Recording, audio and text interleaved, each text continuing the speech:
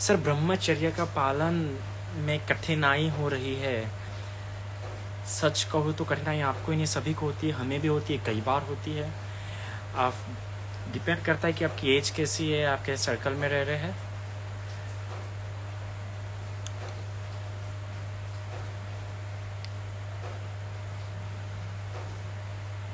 I do want to turn off. Oh.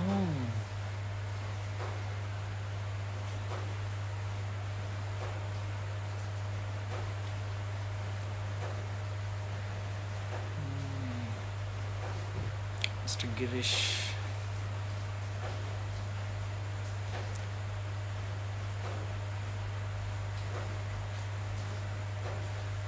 So where are you from, Bhante? I am from Nagpur. At present I'm in Thailand. मेरा ध्यान नहीं लगता।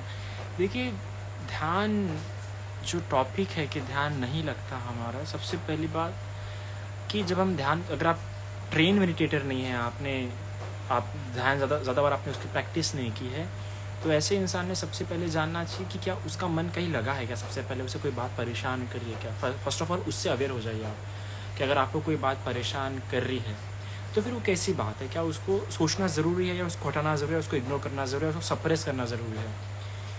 Thoughts को लेके हम अक्सर एक जो मिस्टेक करते हैं कि हम कभी थॉट्स को लेके इस प्रकार सोचते नहीं है कि ये थॉट्स रिप्रेस, ओह सॉरी, कि थॉट्स जो हम सोच रहे हैं इन थॉट्स को रिप्रेस करना पड़ेगा या फिर हटाना पड़ेगा। वैसे बुज़म में बताया गया साइकोलॉजी के हिसाब से। हम अक्सर क्या होता है कि हम थॉट्स को लेके बस सोचना नहीं चाहते। हम चाहते नहीं कि जो बुरे थॉट्स होते, जो नेगेटिव थॉट्स है, जो अनहेल्दी थॉट्स होते हैं, उनको लेके मैं सोचते कि नहीं, ये थॉट्स मेरे दिमाग में आने ही नहीं चाहिए। और वो प्रॉब्लम है, मेन प्रॉब्लम वो है कि ऐसे कई सारे थॉट्स होते हैं जिनको आप ऐसा नहीं कह सकते कि वो ना आए, ठीक है ना। आप उसको सिर्फ ऐसा नहीं कह सकते कि बस मेरे दिमाग में आ ही ना, ये थॉट ही गलत है। उन थॉट्स को सबसे पहले आपने क्या करना चाहिए कि लेट्स सी कि वो थॉट्स पहले देखने लायक है, डायरेक्टली बिना देखे ही। Oh hi Banti Jami, okay yes, thank you सो।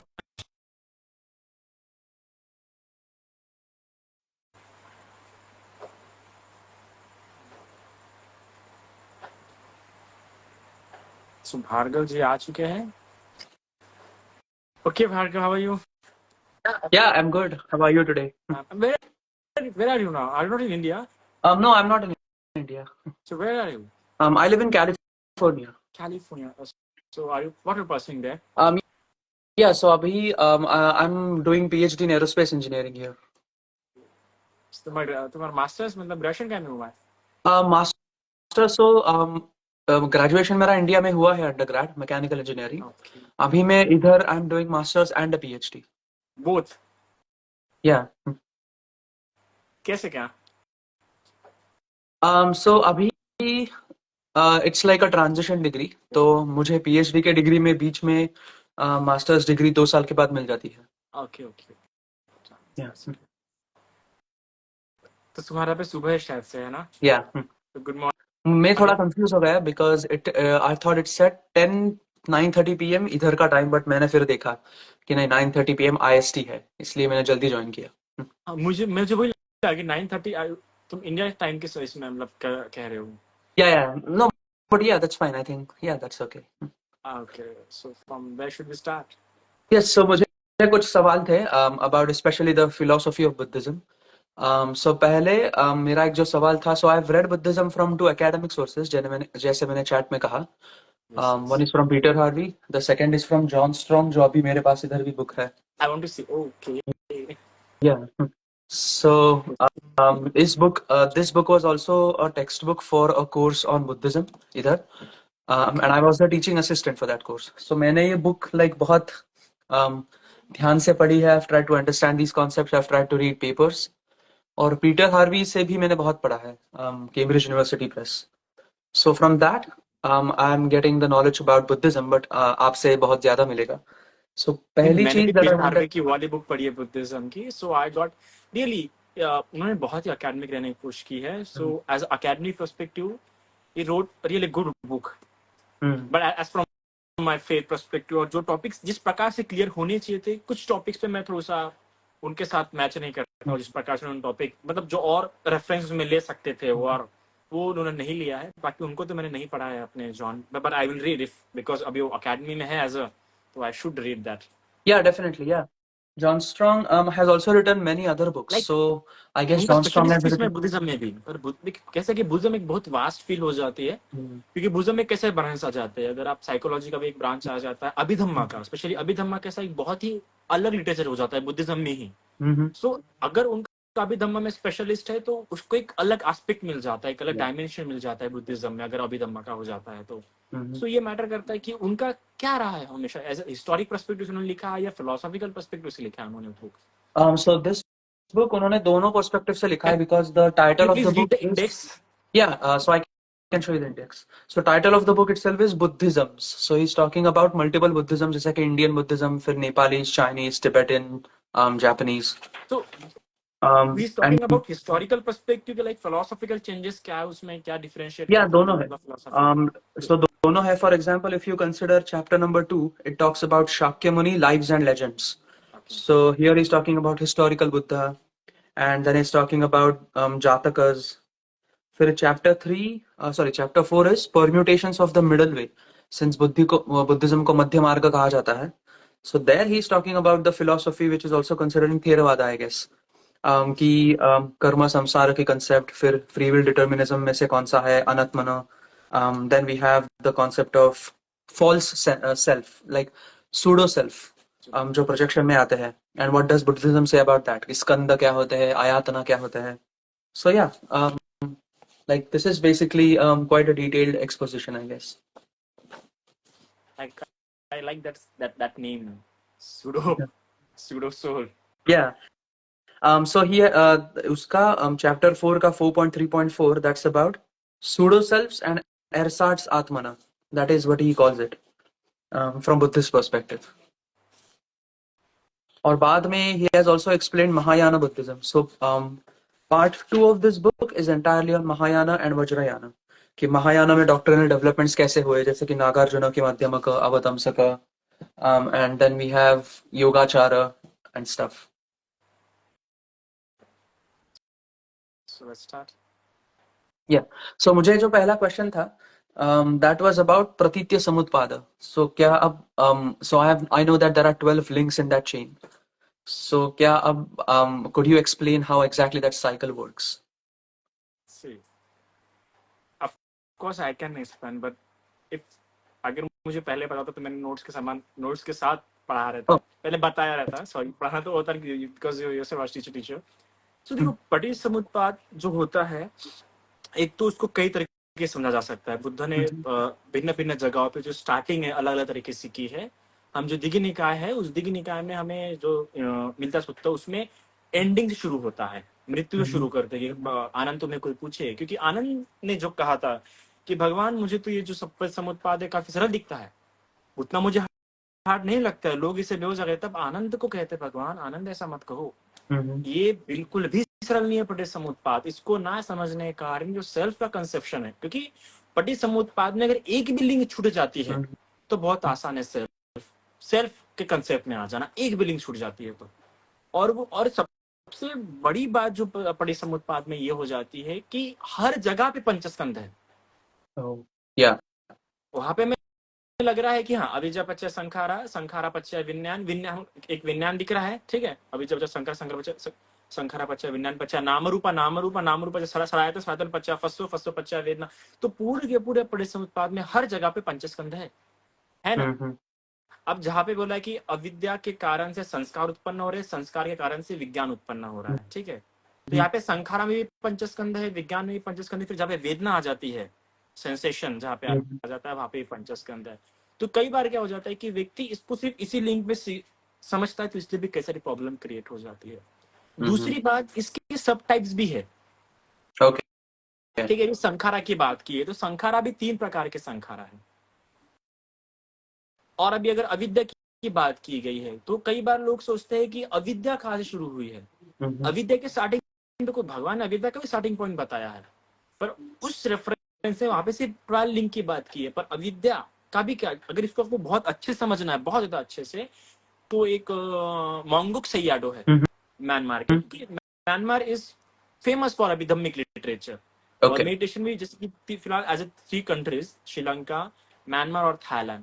तो जब आप देखते हैं तो जो म्यांमार का हो जाता है, म्यांमार जैसे कि अपना श्रीलंका कमेंट्रीज से ज्यादा फेमस है, वहाँ पे कमेंट्रीज बहुत लिखी गई है। Okay. कमेंट्री एडिशन ज्यादा अच्छे से स्ट्रॉन्ग कहीं पे हुआ है, सबसे ज्यादा कहीं कमेंट्रीज लिखी गई तो श्रीलंका में लिखी गई है। बट अभिधम्मिक लिटरेचर और द मेडिटेशन का जो ज्यादा इवॉल्यूशन कहाँ पे हुआ है, तो म्यांमार में हुआ है। तो म्यांमार में एक मांगुक सयाटो थे, उन्होंने एक बहुत ही प्यारा चार्ट बनाया है पटी समुत्पात का, बहुत ही इसमें अच्छे से क्लासिफिकेशन दिया, आपको गूगल में मिल जाएगा मांगुक सयाटो का। तो शायद वो यही है, लाइक मेरे पास है अभी एक, so like if you take a look at it, इस पर पूरा उन्होंने नो समझाया नो है। No not this, Not not this? Like Okay. This. No उसमें पूरा पूरा शब्द लिखे, पिक्चर नहीं है पर पूरे शब्द लिखे हुए कि वेदना कैसे संज्ञा कैसे है, तो उसमें बहुत अच्छे से समझाया गया है। तो जब पटी समुत्पात को समझने में जो सबसे बड़ी मिस्टेक होती है कि ये होती है कि हर जगह पे पंचस्कंध है, आपको ये देखना ही है, ठीक है। Yeah. दूसरी बात क्या होता है कि पटिच्च समुत्पाद मोस्टली इस्तेमाल किया गया है पुनर्भव के इसमें, Hmm. बहुत ही रेयरली है जो उसको डे टू डे लाइफ में इस्तेमाल किया गया है, क्योंकि डे टू डे लाइफ में जब हम उसे समझने की कोशिश करते हैं तो हम उसे एक ही क्षण में समझना है। क्या हो जाता है कि हम उसे डिफरेंट डिफरेंट क्षण में समझते हैं, डिफरेंट डिफरेंट सेकंड्स में, एक कम से कम 1 मिनट या एक पूरे सिचुएशन में समझते हैं। जब हम पटी समुत्पाद को समझने की कोशिश करते हैं तो एक पूरी सिचुएशन में, एक सर्कमटेंस में समझने की कोशिश करते हैं, बट पटी समुत्पाद एक क्षण में आपको समझना है कि एक क्षण में ये 12 के 12 लिंक कैसे टेक प्लेस कर रहे हैं। अगर आप उसमें नहीं समझ रहे तो फिर इसका मतलब आपको ये पुनर्जन्म के संबंध में समझना होगा बड़े समुत्पाद। Okay. यस। फिर तीसरी बात जो पटी समुत्पाद के बारे में आ जाती है कि अविद्या को लेके आ जाती है, कि अविद्या का भी स्टार्टिंग पॉइंट बताया है बुद्ध ने कि अविद्या भी कैसे निर्माण हुए है, ठीक है। Okay. अब यहाँ पे भले ही अविद्या पच्चा संखारा, संखारा पच्चा विज्ञान, विज्ञान पच्चा नाम रूपा, नाम रूप पच्चा सारा साधन पच्चा फसो, फसो पच्चा वेदना, वेदना पच्चा तन्हा।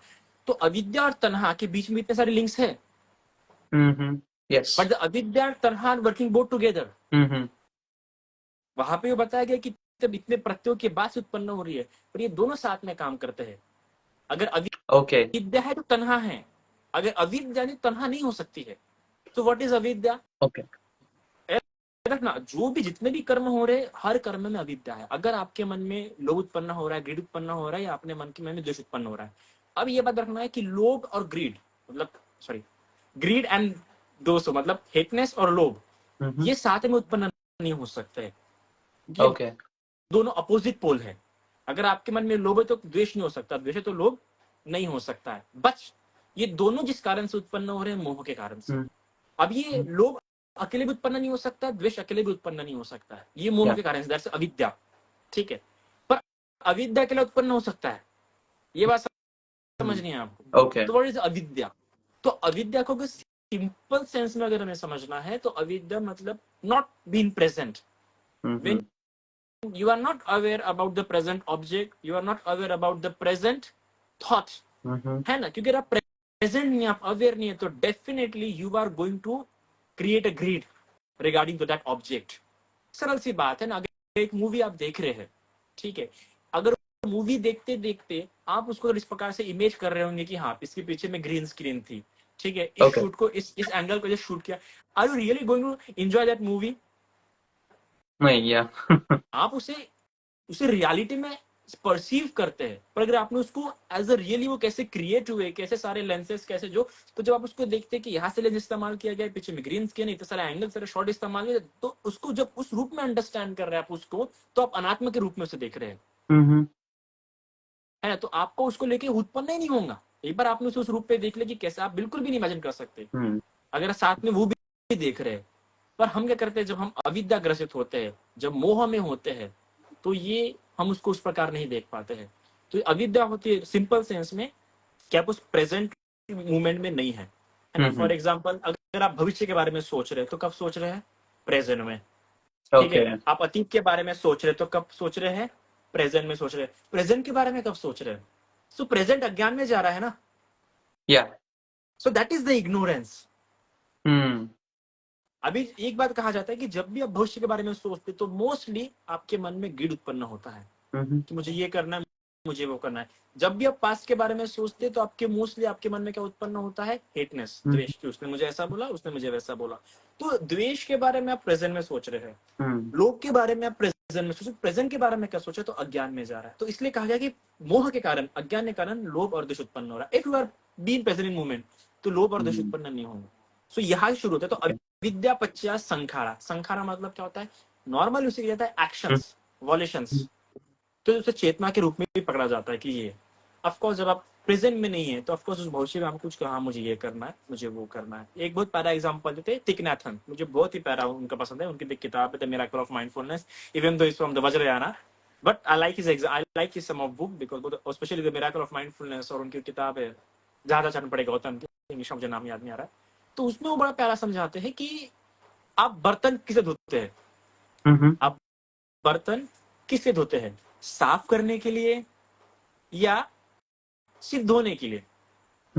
साफ करने के लिए। या जब आप साफ करने के लिए धो रहे हैं तो इसका मतलब कोई दूसरी चीज आपका इंतजार कर रही है। आप तुरंत साफ करना चाहते ताकि आप जाके चाय गर्म कर रही है वो देख लिया, कपड़े सुखाए। तो when you are doing this you are not aware with that moment, you are not living that moment, है ना। कभी कभार हम अगर एप्पल खा रहे होते हैं तो है ना, एप्पल खाते खाते हम बात भी कर रहे हैं तो हमारा ध्यान भी नहीं कि हमारे घर आ रहा है, हम एप्पल खा रहे हैं, हम उसका टेस्ट नहीं ले पा रहे हैं, है ना। बट अगर आप जब सिर्फ धोने के लिए धो रहे तो आपका कोई दूसरा काम इंतजार नहीं कर रहा है। तो जब भी आपको एक काम कर रहे, कोई दूसरा काम करने के लिए कि तुरंत ये काम करे तो इसके बाद मुझे ये करना, तो you are not in present moment, आप अविद्या में वो काम कर रहे हैं, यू आर नॉट माइंडफुल। और वो अविद्या अगर आपके एक्शंस क्रिएट करते हैं तो definitely it will leave some scar,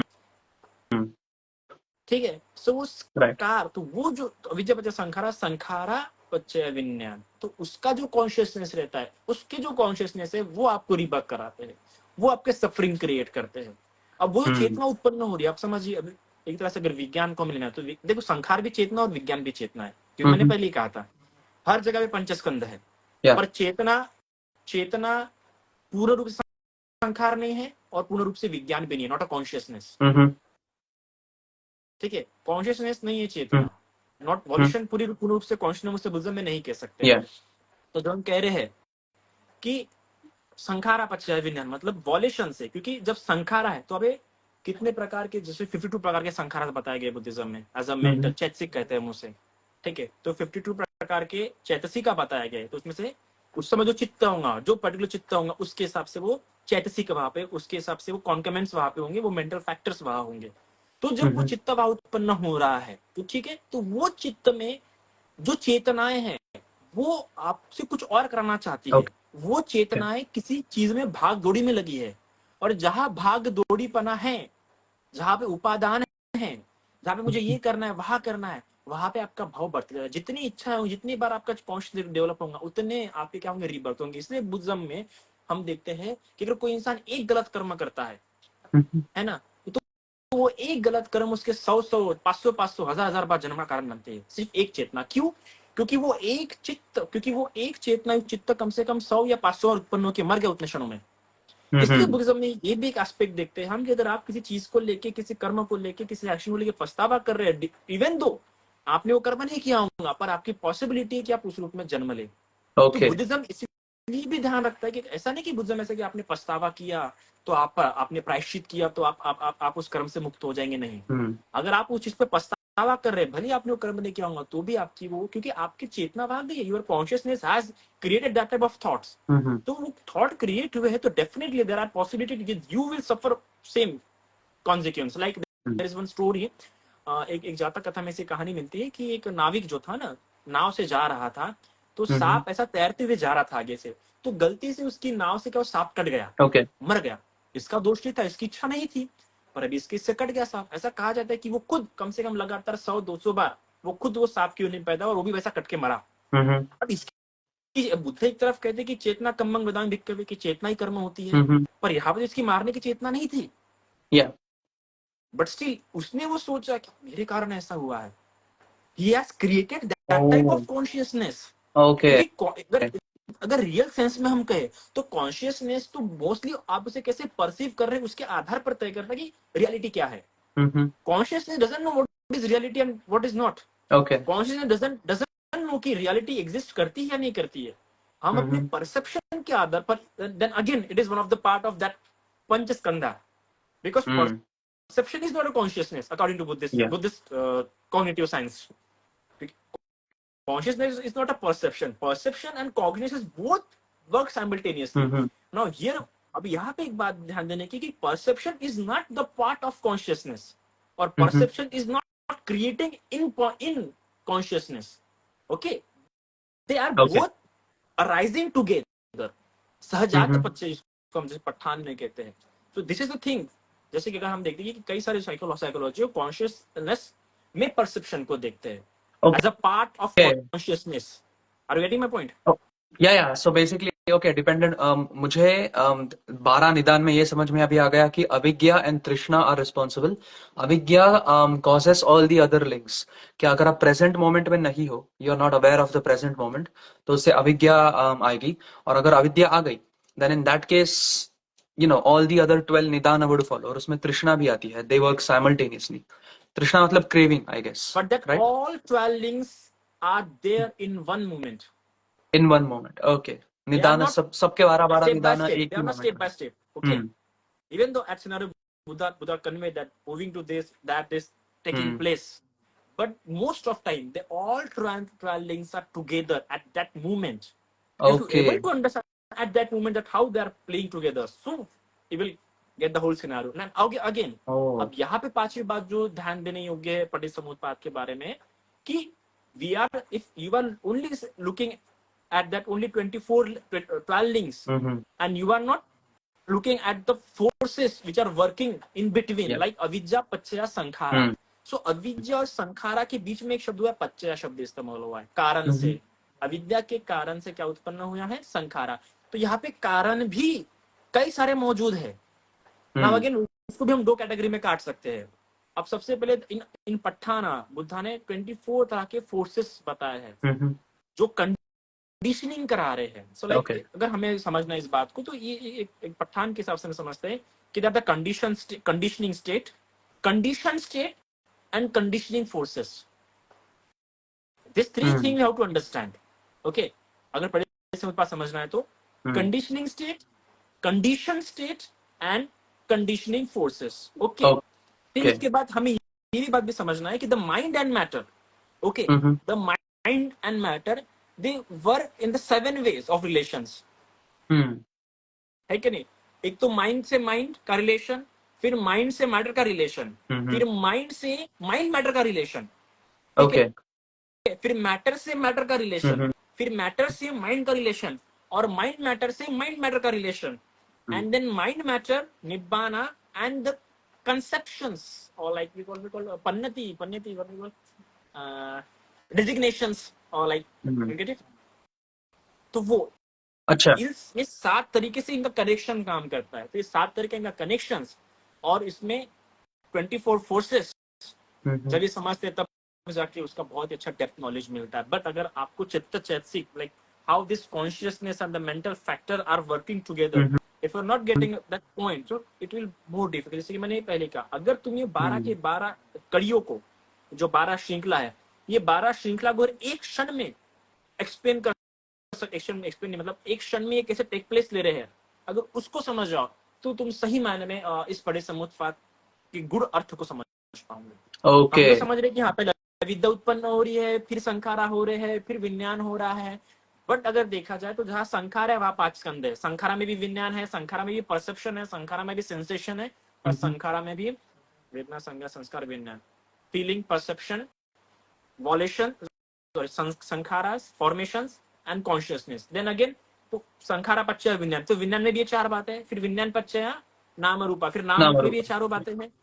नाम रूप पच्चय सरायतन, सरायतन में भी 4 बातें हैं. सरायतन पच्चय फस्सो, फस्सो में भी ये 4 बातें हैं. फस्सो पच्चय वेदना, वेदना में भी ये 4 बातें. वेदना पच्चय तन्हा, तन्हा में भी 4 बातें. तन्हा पच्चय उपादान, उपादान में भी 4 बातें. उपादान पच्चय भव, भव में भी 4 बातें, और भव पच्चय जाति जरा मरण. अब ये 4 बातें, तो इसका मतलब जहाँ संखारा है, जहाँ पे अविद्या पच्चय संखारा, संखारा पच्चय विज्ञान, अभी जहाँ पे संखारा है, तो संखारा में उपादान भी है, संखारा में वेदना भी है. जो वेदना बाद में पढ़ रहे हैं बड़े समुत्पाद में, वो बाद में पढ़ रहे हैं, पर वो संखारा में वेदना भी है. ओके, जो आपको 12 संकली में 7वें 8वें इस पे मिल रहा है, इसी संखारा में फिर आपका विज्ञान भी है, इसी संखारा में सड़ायत सब कुछ है इस संखारा में। ओके अब यहाँ पे एक बात है, पर इतना सब होने पर भी जो पूरी पटिसमुत्पाद जो श्रृंखला है सिर्फ एक जगह पे टूटती है, सिर्फ एक जगह पे ये टूटती है, वेद फस्सो पच्चय वेदम। सेंसेशन से जो फीलिंग्स क्रिएट हो रही है, बस इन दो के बीच में ये लिंक टूटती है, बाकी कहीं नहीं होती है। ओके क्योंकि मैंने पढ़ा था कि तृष्णा और अविद्या, अगर आप इन दोनों को भेद पाओ, then you are breaking the entire chain of dependent origination and then you'll move closer to निरोध या फिर निर्वाण। नो नो नो, वंस अगर आप में डिजायर डेवलप हो गया है, ओके, यू कांट, एक बार डिजायर डेवलप हो गया मतलब उधर आपका भाव बढ़ गया। डिजायर डेवलप हो गया मतलब वो बाण छूट चुका है तीर से। ओके डिजायर, क्योंकि डिजायर डेवलप हो गया, यू ऑलरेडी डिजायर। तो डिजायर, बाण छोड़ने के पहले आप सोच सकते हो कि मुझे बाण छोड़ना है कि नहीं छोड़ना है। ओके अगर बाण छूट गया इसका मतलब आप निशाना भी साध लिया है, कहाँ छोड़ना था, या है ना। अगर बाण छूट गया तो इसका मतलब बाण छोड़ने के पहले इंसान कहीं पर निशाना साधता है, तो निशाना साध चुका था और फिर बाण छूटा, तो उसमें आप कुछ नहीं कर सकते, बाण छूट गया तो। पर बाण छूटने के पहले, अर्थात बाण क्यों छूट रहा है, तन्हा क्यों उत्पन्न हो रही है, क्योंकि सेंसेशन वैसी हुई है हमें, है ना। अगर मैं अपनी आंखों से कोई ऑब्जेक्ट देख रहा हूं तो मुझे स्पर्श हुआ है, राइट, ठीक है। अब ये स्पर्श के प्रति, वाह क्या सुंदर लड़की है, वेदना भी हो गई, डिजायर भी हो गया। या अब किसी किसी को लगता है कि नहीं यार काफी अच्छी है, पर कुछ सोचता है कि मेरी गर्लफ्रेंड होनी चाहिए, उसने मान भी लिया, तो बोलता है ओके शी इज ब्यूटीफुल। तो ये दोनों में अंतर है। तो जब आप अपने सेंसेशंस को लेकर अवेयर होते हो, है ना, तब जाके आपका वो टूटना शुरू होता है, क्योंकि सेंसेशन को लेकर अवेयर होना शुरू हो जाता है, मतलब अब वो डिजायर नहीं करेगा उसे वैसे। डिजायर कर रहा है मतलब उसने परसीव गलत किया है ना। आप समझ जाओ, अगर एक जो होता है ना परसेप्शन के लिए बहुत प्यारा शब्द है विपालासा। अब समझ जाइए, गुजगवान, आप महाराष्ट्र के ना, या तो गुजगवान तो आपको पता होगा मतलब क्या होता है, जो खेती में रखते हैं वो पुतला स्केयर रखते हैं, या स्केयर करो, हाँ स्केयर को। अभी कोई कौवा या कोई क्या बोलते हैं उसको, स्पैरो, स्पैरो उसको देख लिया, देखते बराबर उसने वो समझ जाता है कि ये क्या, उसने ऐसा परसीव कर लिया कि ये तो आदमी खड़ा है, तो उड़ जाएगा ना वो, तो परसीव करते बराबर उड़ जाएगा, पर उसने उसे परसीव ही नहीं किया तो और पास जाएगा वो। तो एक बार आपने परसीव कर लिया तो ये तो हो गया काम। तो फीलिंग्स जब वो क्रिएट कर रहा है, तो फीलिंग में उस प्रकार से वो परसीव ही नहीं करता वो फीलिंग को लेके, तो उसे डिजायर उसके क्रिएट नहीं होते हैं।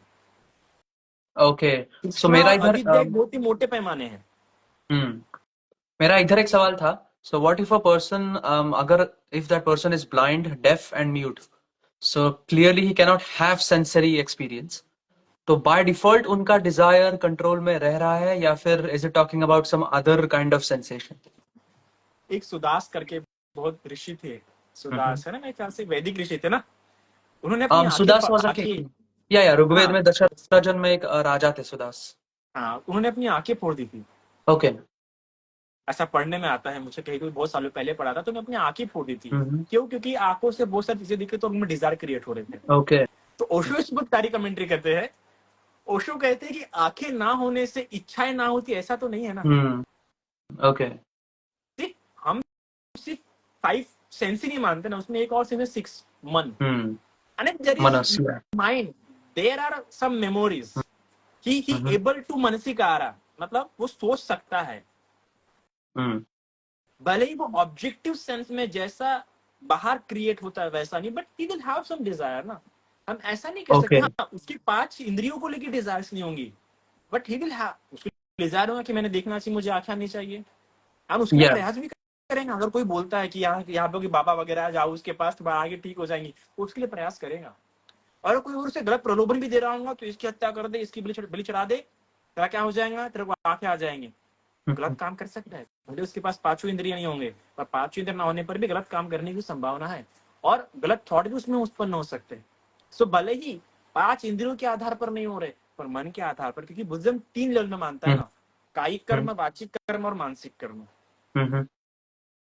और ज्यादातर कर्म क्या बना रहे हैं, मन के कारण से व्यक्ति कर्म बनते हैं, भले इंद्रियों से ना हो। जैसे कि मैंने पहले कहानी बताया, उसने बस सोचा कि यार मेरे कारण सांप मर गया, उसने मारा नहीं था, बस थॉट के कारण उसका हुआ, because they are creating some energy. क्योंकि जब थॉट क्रिएट हो रहा है, ऑफ कोर्स अभी इसके लिए बहुत प्यारा अभिधम्मी का एक्सप्रेशन मिलता है कि मेरा thought is arising, it is not alone arising, Yeah. It is arising with the material basis, like इसीलिए रूप डिपेंडेंट दशक, ओरिजिनेशन.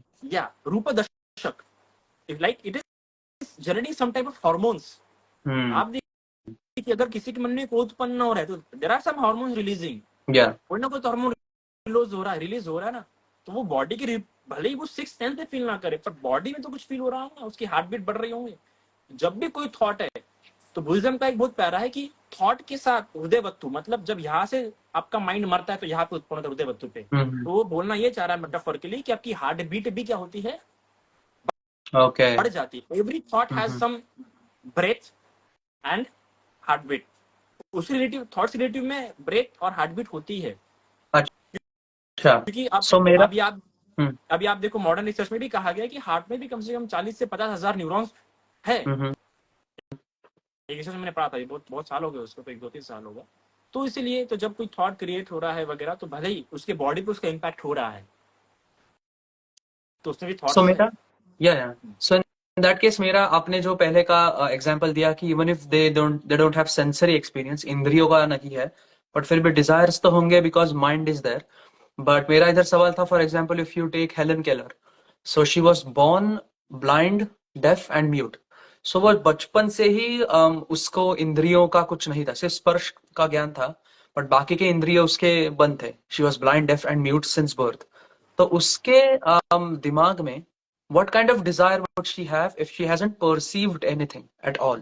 Like उसने देखा भी नहीं, सुना भी नहीं, खुद भी बात नहीं कर सकती. So in that case, उसके desire बहुत rudimentary होंगे कि खाना है, पीना है, भूख लगी है. So are these desires also counted in प्रतीत्य समुत्पाद? क्योंकि ये तो सर्वाइवल के डिजायर्स है. इसमें कि नीड्स एंड डिजायर्स में बहुत डिफरेंशिएट किया था। I have given one lecture on that, the sex and desire. इस पे मेरा 3 घंटे का लेक्चर अवेलेबल है यूट्यूब पे। There I clear the how we have so much types of vocabularies regarding to desire and the passion in two of the Pali literature. I have imparted, उसमें बताया कि सेक्स और डिजायर कैसे role play करता है। सो देखिए, एक सबसे पहली बात कि अब मुझे प्यास लगी है, ठीक है, अब मैं प्यास लगी है, तो अभी समझ जाओ मुझे पीने की इच्छा हुई, कोल्ड ड्रिंक पीने की इच्छा हुई। कोल्ड ड्रिंक में मैं स्पेसिफिक हूँ कि मुझे कोक पीना है, मैं पर्सनल एग्जांपल ही दे रहा हूँ। मुझे कोक पीना है, मैं दुकान में गया, दुकान में बोला कि मुझे कोक दो आप, वो बोले कोक नहीं है, बोले पेप्सी है, चल जाएंगे का। पर आप बोलोगे नहीं मुझे पेप्सी ही पी, मुझे कोक ही पीना है, और आप वो नहीं लोगे, आप कहीं और जाओगे, फिर उस दुकान में भी नहीं, तो ये फिर उस दुकान से भी नहीं इस दुकान, तो ये जो डिजायर जो है, जो उसने होल्ड करके रखा है rigidly, that is the cause of suffering. Okay. So that type of desires will generate the suffering. Okay, that type of desire will make him take a birth again and again. If समझ जाओ वो जाता है और वो कहते हैं कि मैं मेरे पास कोक नहीं है, पेप्सी है, और वो पेप्सी सेटिस्फाई हो रहा है, no problem, Okay. Suffering create नहीं होंगी. मतलब अगर मुझे प्यास लगी और आप बोल रहे हो कि नहीं मुझे शराब ही पीनी है, जबकि आपके पास जो पानी उपलब्ध है उससे भी भिजा सकते हो, पर नहीं बुझा रहे हो, वो सफरिंग का है. Every desire is not suffering. Okay. तो उसी प्रकार ये एक बात हो गई, ठीक है. अब अभी दूसरी बात ये हो जाती है कि आपने कहा she can experience, she can feel, है कि नहीं? टच का सेंसेशन था उन्हें, टच का but sensation, she was blind, deaf and mute. तो देखिए अब होता है कि चाहे वो आंख हो, कान हो, नाक हो, या कुछ भी हो, जितने भी सेंसेस है, स्पर्श है तो वेदना है ही वहां पे, क्योंकि मैंने कहा पांचों स्कंध है, तो वेदना. अब वेदना सुखद, दुखद, असुखद, दुखद, इसमें तो होंगी ही होंगी.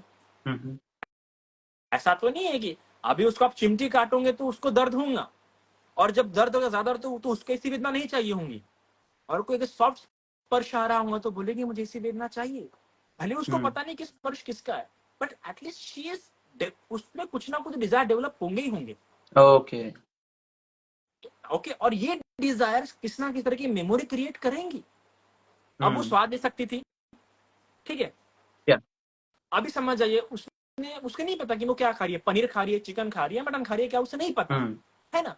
बट स्टिल अगर वो उससे कोई स्वाद अच्छा लगता है, और दूसरे दिन तीसरे दिन अगर वो फिर से सब्जी खा रही है, तो उसकी मेमोरी बोलेंगे यार ये सब्जी उस दिन समान नहीं बनी.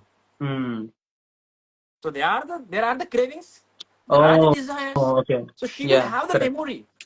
A particular type of memory. जब हम स्कंद कह रहे हैं ना, Mhm. तो स्कंद में बड़ा प्यारा शब्द इस्तेमाल किया बुद्ध ने। स्कंद मतलब मेमोरी है दरअसल एक तरीके से।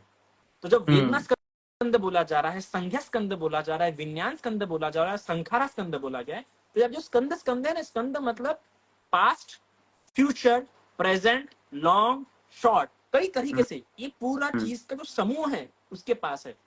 अगर संख्या बोला जाए Okay. परसेप्शन है, तो परसेप्शन उसके पास अतीत का भी परसेप्शन होगा, फ्यूचर का भी परसेप्शन होगा, पास्ट प्रेजेंट का भी परसेप्शन होगा। Mhm. तो स्कंद मतलब अपने आप में एक राशि है, Okay. कलेक्शन है। Yes. तो संज्ञा स्कंद मतलब द कलेक्शन ऑफ परसेप्शन, इसलिए इसे एग्रीगेट कहा गया है। Mhm. It's aggregate, Aggregates, yeah, 5 aggregates of, yeah, perception का correct. एग्रीगेट मिलके, परसेप्शन का एग्रीगेट मिलके, फीलिंग्स का एग्रीगेट मिलके, संखारा का एग्रीगेट मिलके और विज्ञान का एग्रीगेट मिलके एक नई इमेज हमारे सामने फॉर्म कर रहा है। In modern psychology we can also say the figure ground perception. Hmm. Okay. अभी मुझे yeah, I could understand the निदान in that case. और फिर उससे एक दूसरा सवाल भी आता है about the 4 noble truths. So इसमें जब बुद्ध कहता है पहले नोबल ट्रूथ में कि दुख is a noble truth, आर्य सत्य है ये, तो बहुत लोगों को like especially western philosophy में when they started learning Buddhism, तो इनको ये थोड़ा pessimistic लगा कि why is Buddha saying that all is suffering, सर्वम दुक्खम. So if everything that you do amounts to suffering, then isn't this essentially a pessimistic view of life? तो ये question आता है। और इस पे तो इनकी टिप्पणी बहुत खतरनाक है। किनकी? राधा कृष्ण की। कितना खतरनाक उन्होंने बोला है कि जैसे काजल पे कोयला घुट के उसे काला किया जा रहा है, इतना बुद्ध ने दुख पे बल दिया। सबसे पहली बात देखिए, आर्य सत्य में भगवान ने जो 2-3 बातें जो लोग नहीं पढ़े या जो नहीं समझा, ठीक है, सबसे पहली बात, आर्य सत्य को आर्य कहा गया है। आर्य मतलब क्या होता है? श्रेष्ठ, जो व्यक्ति नोबल, को नोबल पर्सन बनाए। तो ये आर्य सत्य को इसलिए आर्य कहा गया कि ये जानने का इंसान नोबल हो जाता है, इसलिए उसे आर्य कहा गया है। ठीक है, आर्य मतलब वो इस प्रकार से किसी भी गलत काम में नहीं लगा रहे हैं यहाँ। दूसरी बात बुद्ध ने इस आर्य सत्य के बारे में कहा है कि अगर ये चार आर्य सत्य आपको समझना है तो कलेक्टिवली समझने पड़ेंगे। इनके लिए 2 शब्द इस्तेमाल होते हैं, सर्वज्ञ और परिपूर्ण। ये 2 शब्द इस्तेमाल होते हैं और ये 2 शब्दों के साथ ही 4 आर्य सत्य है। सर्वज्ञ मतलब क्या? सर्वज्ञ मतलब इसमें सब कुछ आ गया। बुद्ध ने खुद के लिए सर्वज्ञ शब्द उतना इस्तेमाल नहीं किया जितना 4 सत्य के लिए इस्तेमाल किया है। तो बुद्ध की जो सर्वज्ञता है, it depends on the adverting of mind. Buddha की सर्वज्ञता ऐसी नहीं है ना, मतलब 24 घंटा वाली नहीं है। वो जब सोचते तब जाके सर्वज्ञ होते हैं, ऐसे नहीं है बुद्ध का। पर 4 शब्दों को भगवान ने सर्वज्ञ कहा। तो किस अर्थ में कहा? इस अर्थ में कहा कि जितने भी कुशल धर्म है, अच्छी बातें आ जाती है दुनिया की, जो भी दुनिया में अच्छी बातें होंगी वो सारी की सारी इन 4 आसक्तों में आ जाती है। जैसे बुद्ध एग्जाम्पल भी देते हैं कि जैसे कि जंगल में सबसे बड़ा पैर हाथी का होता है और हाथी के पैर के निशान में, उसके आकार में जंगल के सारे प्राणियों के पैर समा जाते हैं क्योंकि सबसे बड़ा है। तो उसी प्रकार 4 आर्य सत्य इतने विशाल है कि दुनिया के सारे कुशल धर्म, कुशल बातें, तो कुशल फिनोमेना, सारे कुशल आइडियाज इन 4 आर्य सत्य में आ जाते हैं। क्योंकि हम देखते हैं बुद्धिज्म में डुअलिटी भी देखने के लिए मिलता है, एम्पिरिज्म भी देखने के लिए मिलता है, लॉजिक भी देखने के लिए मिलता है, रैशनैलिटी भी, ये सारे फिलोसफी हमें देखने मिलते हैं बुद्धिज्म में। क्योंकि बुद्ध ने समय समय पर अलग इस्तेमाल किया है, कभी एम्पेरिकल ट्रूथ इस्तेमाल किया है, कभी लॉजिकल ट्रूथ इस्तेमाल किया है, कभी रैशनल ट्रूथ इस्तेमाल किया है, तो सारे फिलोसफी आ जाते हैं। सेकेंड थिंग, इनको परिपूर्ण कहा गया है। परिपूर्ण इस अर्थ में कहा गया है कि अगर आपने 4 आर्य सत्य में से एक भी सत्य निकाल दिया तो ये किसी काम के नहीं रहेंगे। ठीक है, और have to be together as four. Yes, एक भी कम निकाल दिया तो किसी काम के नहीं है। तो इन लोगों ने एक ही देखा। दूसरी बात, इन 4 आसक्तों में आप एक ज्वाइन भी नहीं कर सकते, ना निकाल सकते ना ज्वाइन कर सकते, इसलिए परिपूर्ण है। Okay. आप क्या करेंगे? 4 ट्रूथ में चौथा 5 ट्रूथ को ऐड कर सकते हैं आप इसमें? नहीं, कोई 5 ट्रूथ नहीं कर सकते आप। ये चारों परिपूर्ण है, तो ना ऐड कर सकते ना निकाल सकते, इसलिए परिपूर्ण। तो वेस्ट में क्या होगा कि पहले, अभी देखो, जब हम एक सन्यासियों का जब ग्रुप देखते हैं, एक ऐसी फिलोसॉफी जो सन्यास पे बल देती है, तो सन्यास उत्पन्न कहाँ से होता है व्यक्ति में? संसार में सुख देख के कभी सन्यास उत्पन्न नहीं होता है। ज्यादातर फिलोसॉफी सुख देख के उत्पन्न नहीं हुई है। फिलोसॉफिकल जो थॉट होता है वो एकांत, आइसोलेशन से क्रिएट होता है। ठीक है, तो इसीलिए जब पहले बुद्ध दुख की बात कर रहे हैं तो व्यक्ति में आइसोलेटेड भावना क्रिएट करना चाहते हैं कि सही में तुम बैठो सोचो।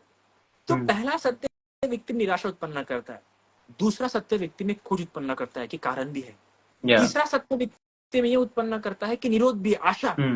तो जहाँ पहला सत्य निराशा उत्पन्न कर रहा है वहां ये सत्य व्यक्ति में आशा, अरे संभव है, आप दुख को क्या कैसे निरोध कर सकते हो। और चौथा सत्य, there is a way you can walk on. तो पहले तो सत्य निराशा और दूसरा सत्य आशा की बात करें। सो बुद्धिज्म मैंने कहा मध्यम मार्ग, तो it is neither pessimistic nor optimistic, realistic. It is realistic because आप लाइफ में अगर सिर्फ पॉजिटिव है तो आप ओवर कॉन्फिडेंस हो जाएंगे आगे जाके। You are not ready to change, make changes in your life. If you want to make changes in your life, you should have to think first of all, sit and think on your life. अगर तुम बोल रहे नहीं सब अच्छा चल रहा है, अच्छा चलने वाला क्या सोचेगा लाइफ में, जिंदगी में कोई नहीं सोच सकता। So that is like the four noble truths. Correct. Oh yeah, so या रादर इस बुक में भी वही जस्टिफिकेशन दिया है कि जो वेस्टर्न ट्रेडिशन बिलीव करता था अब तक कि बुद्धिज्म इज एसेंशियली पेसिमिस्टिक, तो वैसा नहीं है, because Buddha is not saying that things themselves are dukh, the perception of it, और जैसे आपने कहा कि डिजायर से क्रिएट होता है, दैट इज दुख। और उसके लिए ऑप्टिमिस्टिक साइड भी है, you can say optimistic positive की, या there is a way to escape this dukh. Buddha ये भी कहते हैं कि ऐसा नहीं कि संसार में सुख नहीं है। बुद्ध नहीं कहते हैं कि संसार में सुख है इसलिए इतनी अटैच हो रहा है। अगर सुख नहीं तो अटैच नहीं होता ना। अगर आप लव की देख लो कि प्रेम के भी 7 मुकाम होते हैं। अगर आप साइकोलॉजी ऑफ लव भी पढ़ो, स्टार्टिंग में क्या होता है, इन्फैचुएशन होता है, फीलिंग होता है, वो नया नया सामान होता है ना, भाई चैटिंग करेंगे स्टार्टिंग में, क्यों इतना चैटिंग कर रहा है, बाद में वही चैटिंग उनके लिए प्रेशर की जाती है कि रिप्लाई देना पड़ेगा। So there is something no starting. तो बुद्ध कहते हैं कि ऐसा नहीं कि इसमें सुख नहीं है, इसमें सुख है से लोग अटैच हो रहे हैं। अगर सुख नहीं होता तो लोग अटैच नहीं होते। The main cause of attachment they are getting pleasure, और प्लेजर जब एडिक्शन बनता है then there is a problem. Okay, got it. या, और फिर जब निर्वाणा की भी बात की है, सो मुझे उस पर भी पूछना था कि ये जो पहले हमारे 18 आयातन या फिर 5 स्कंद है, उनको संस्कृत धर्म कहा गया है because they are conditioned, but nirvana को असंस्कृत धर्म कहा गया है विच इज अनकंडीशनड। सो निर्वाण एग्जैक्टली क्या होता है, and when you achieve for example parinirvana, कि मृत्यु के बाद if you have attained nirvana, then what exactly happens there, like you know, what is the result? there is a video available of mine on this topic, जिसमें मैंने बताया कि कितने तरह के निब्बान है बुद्धिज्म में, कितने तरह के, है ना। ठीक है, बहुत तरह के निब्बान है। आप जिसे कहते हैं ना, जिसे शंकराचार्य जो वेदों में कई जगहों पे जो ब्रह्मा विलीन वाला जो निब्बान है ना, कि ब्रह्मा में जो विलीन हो जाना, उस प्रकार का कंसेप्ट भी बताया बुद्धिज्म में, और एक्सप्लेन किया गया कि किस प्रकार से वो जो निर्वाण बोल रहे हैं वो किस प्रकार से अनुभव होता है, वो भी सभी का मैकेनिज्म बुद्धिज्म में बताया गया। जब हम कहते हैं कि 62 धर्म बताए गए उस समय में, तो सारे उसमें कवर हो जाते हैं। तो बहुत सारे मैंने उसमें बताया निर्वाण के प्रकारों में मेरे लेक्चर में। तो यहाँ पे जो मैं एकदम शॉर्ट में बताऊंगा, ज्यादा इसको वाइड नहीं करूंगा। सबसे पहली बात कि आपने क्या पूछा था कि निर्वाण जो निर्वाण, और ये कैसा असंखार है, ये कैसा असंखार है। निर्वाण असंस्कृत धर्म है, और बाकी सब जो हमने अभी सीखे वो संस्कृत है, वो कंडीशनड है, बट निर्वाण अनकंडीशनड, या अनकंस्ट्रक्टेड। कंडीशनिंग किस पे लागू होता है? मटेरियल ऑब्जेक्ट्स या फिर डिजायर्स, माइंड, कुछ तो existing in time and space, if easy language बोलना रहेगा तो जो टाइम और स्पेस में एग्जिस्ट करता है वो कंडीशनिंग होता है। उसी कंडीशनिंग होना क्या हो जाती है, तो existence in the sense of exist. अगर कुछ एग्जिस्ट कर रहा है तो उसमें कंडीशनिंग ये लॉ होगा ही होगा। अगर वो एग्जिस्ट इसी कारण कर रहा है कि उसी कंडीशनिंग हो रही है, वरना एग्जिस्ट करता ही नहीं वो। एक सिंपल सा अगर हम लॉजिकल देखेंगे तो निर्वाण एग्जिस्ट नहीं करता, ठीक है। कैसा है, बाकी तरह से उत्पन्न होती है, अराइज होती है। निर्वाणा अराइज नहीं होता है, ठीक है, हमें वो प्राप्त करना पड़ता है, ठीक है। ठीक है, जैसे कि फॉर एग्जांपल पानी में लहरें उत्पन्न होती है, आप समझ रहे हैं, लहरें उत्पन्न होती है। पानी तो स्थिरता हम पहले से रहती है ना, स्थिरता को हम मोड नहीं कह सकते, स्थिरता को हम एग्जिस्टेंस नहीं कह सकते।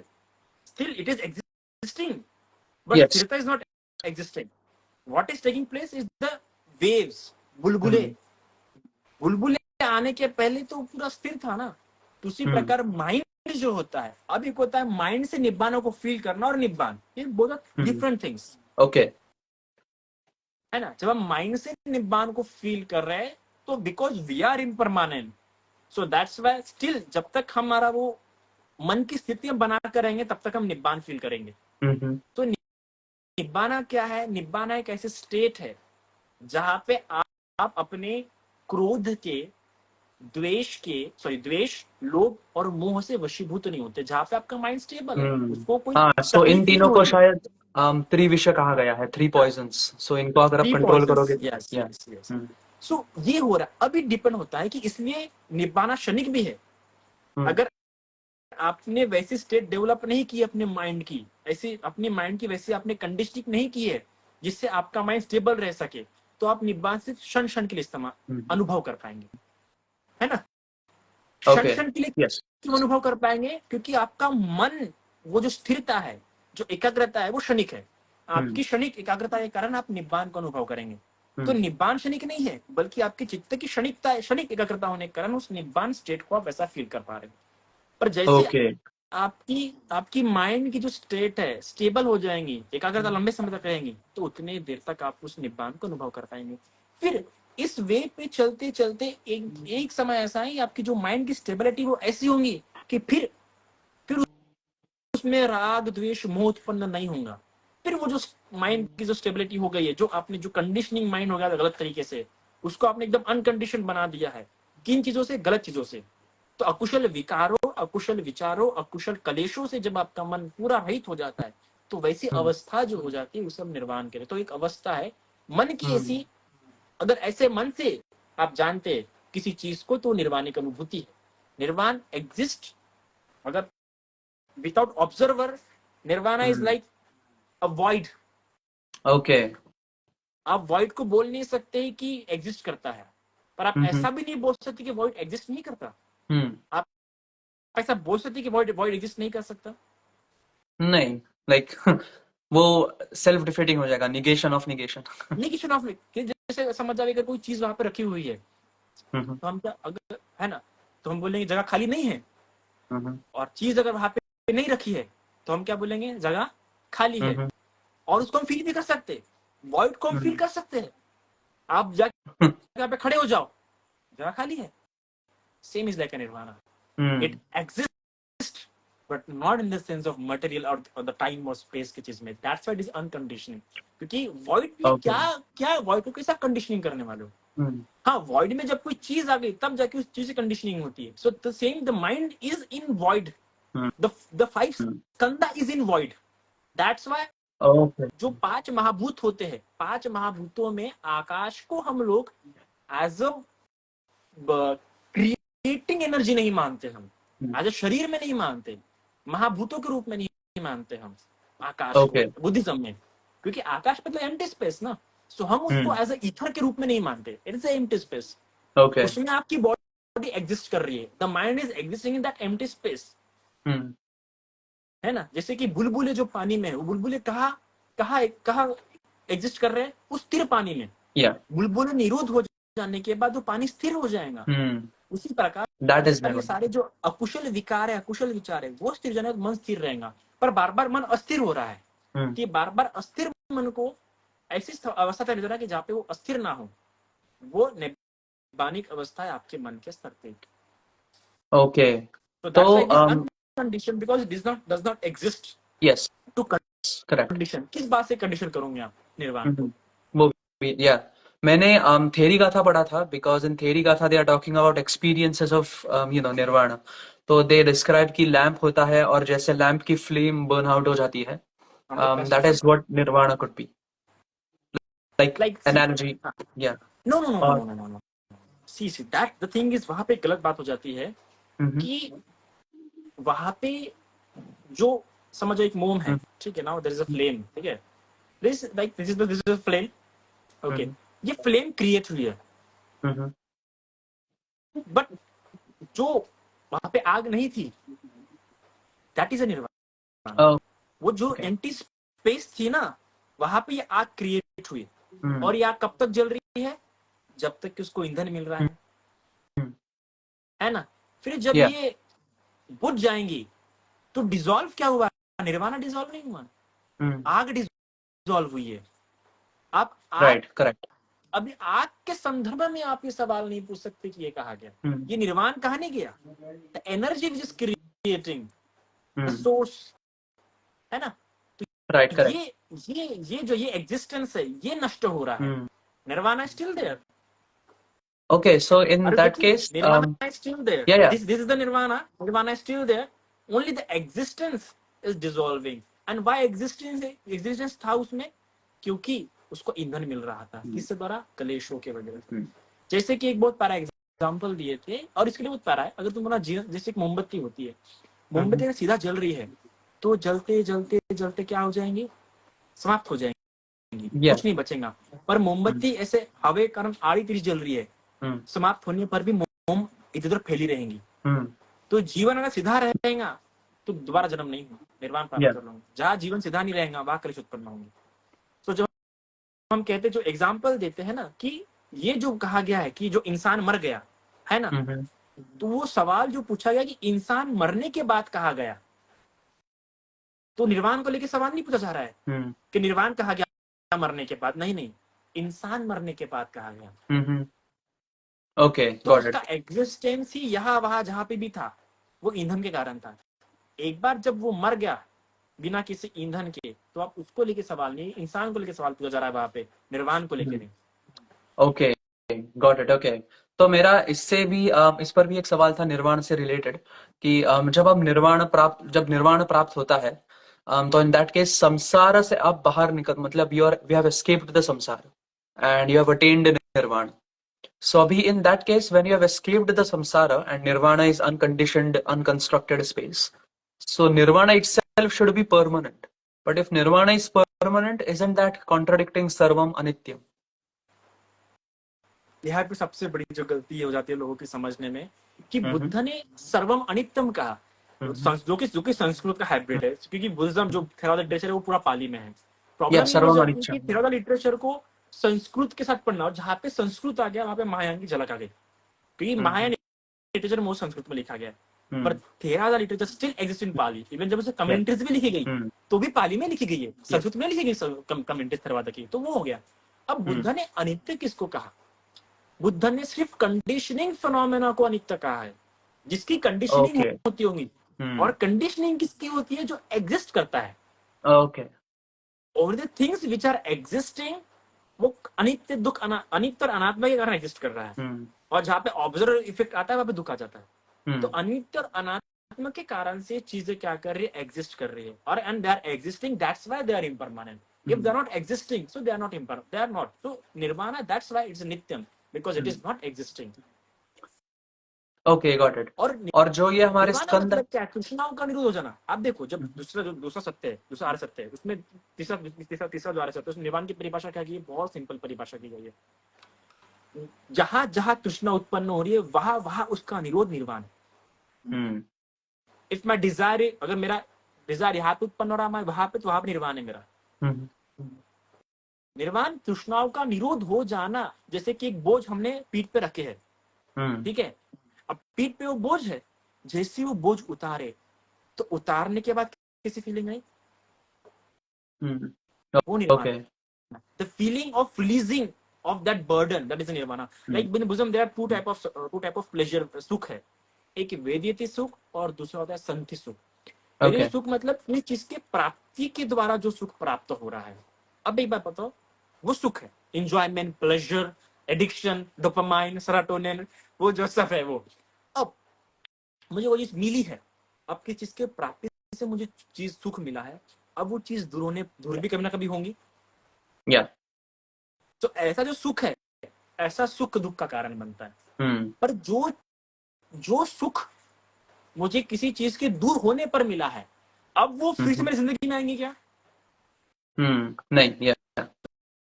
तो संति सुख में, शमन सुख में, निरोध सुख में निर्वाण को अनुभव करता है, प्राप्ति सुख में नहीं। निर्वाण ये प्राप्त सुख नहीं है, निर्वाण निरोध, दूर जाने के सुख में। मतलब कोई अकुशल चीजें, अप्रिय वस्तु का हट जाना, अब फिर से कभी उत्पन्न ना हो पाना। अब इसे भी दो हो जाते हैं, क्षणिक और एक, अभी मैं जैसे पहले कहा कि जो चीज मैंने जो से दूर निकल गई है वो फिर से आएंगे क्या? आ सकती है। तो ऐसी चीजें जो कुछ क्षण के लिए दूर गई फिर से आएंगी, वो अलग है। पर जब निर्वाण इंसान प्राप्त कर लेता तो अपने मन को ऐसा डेवलप कर लेता है कि उसके मन में फिर से वैसी बात नहीं आएंगी। जैसे कि एक बहुत शायर कहते हैं ना, एक बहुत प्यारा शायर है आशुतोष राणा, तो कहते हैं कि महबूब की छोड़ी हुई गली और बुजुर्गों का छोड़ा हुआ मकान, एक बार तो छोड़ा फिर कहीं पलट के नहीं देखा। तो वैसे जो छोड़ देता है फिर कभी नहीं उसको स्वीकार करता, जैसे कि कुछ कुछ मोहब्बत में वैसे लोग करते हैं बाबा, तो जो छोड़ देना फिर कभी नहीं उत्पन्न हो पाना, वैसी बात है। यानी ओके इसलिए कहा गया, इसलिए एग्जाम्पल देते हैं कि उस जड़ को ऐसे काट देना कि फिर कभी ना होगे। अच्छा, ऐसा ये अभी मुझे थोड़ा नहीं, या निरोध नाउ किए आई जा शुड या सकते हैं, निरोध किए जा सकते हैं, पर फिर से आने की संभावना अगर आपने उसे पूर्ण रूप से नहीं काटा, तो जब कोई इंसान निर्वाण प्राप्त करता है तो वो उसे इस रूप में काट देता है, वो पेड़ को ऐसे काट देता है कि फिर नहीं उगेगा, इसलिए वैसा कहा जाता है। इसके लिए और एक एग्जाम्पल दिया गया है। अभी प्रतिशोध दो तरह के आपको पता होगा, एक वो जिसमें उत्पन्न होता है और एक जिसमें निरोध होता है ना। अगर आप पाली में पढ़ेंगे तो विद्या पच्चा संखारा, संखारा पच्चा विज्ञान, ऐसा आता है। चलिता के कारण से उत्पन्न होता है, फिर उसके कारण से उत्पन्न होता है, ये हो गया 12। फिर होता है रिवर्स, अनुलोम, कि इसको निरोध करोगे तो ये निरोध होगा, इसको निरोध करोगे तो ये निरोध होगा। तो उसमें देखो स्टार्टिंग में जिससे दुख निर्माण, जिससे संसार निर्माण होता है, उसमें कहा अविद्या पच्चा संखारा, और जिसमें दुख निरोध होता है, निर्वाण प्राप्त होता है, उसमें कहा गया अविद्या अशेष विराग निरोधा। ये दो शब्द एडिशनल ऐड किए हैं उसमें, अशेष विराग, मतलब आपको अविद्या कैसे खत्म करनी है, अशेष, जिसमें थोड़ा सा भी शेष ना रहे। अगर थोड़ा सा भी शेष रहेगा तो फिर से उत्पन्न हो जाएंगी, फिर से दुख मिलेगा। आपको अविद्या ऐसे खत्म करने की शेष ना रहे, अविद्या अशेष, अशेष विराग मतलब नॉन अटैच, प्रकार डिटैच भी होना है। जैसे कैसा निर्वाण की अनुभूति होती है जिसमें लगता है कि निर्वाण प्राप्त कर लिया, पर नहीं, अविद्या उसमें शेष है। तो वो पूरा श्योर होना पड़ता है कि सही में आपने अपने अविद्या को उसी रूप में खत्म किया कि नहीं किया। इसलिए मैंने बताया कि 138 या करीब 200-300 के ऊपर निर्वाण बताए गए हैं बुद्धिज्म में, और सभी क्षणिक है। Okay, so it is also temporary, but परिनिर्वाण परिनिर्वाण की जो बात है दैट इज वॉइड, या फिर we can't use the particular parinirvana, ठीक है, क्योंकि परिनिर्वाण बहुत सारे शब्दों में इस्तेमाल किया, मतलब आपको कंफर्म करना है कि विच टाइप ऑफ निर्वाणा की आप बात कर रहे हैं। अहंतो निर्वाण की बात कर रहे हैं या नॉर्मल लाइफ के निर्वाण की बात कर रहे हैं। अहंत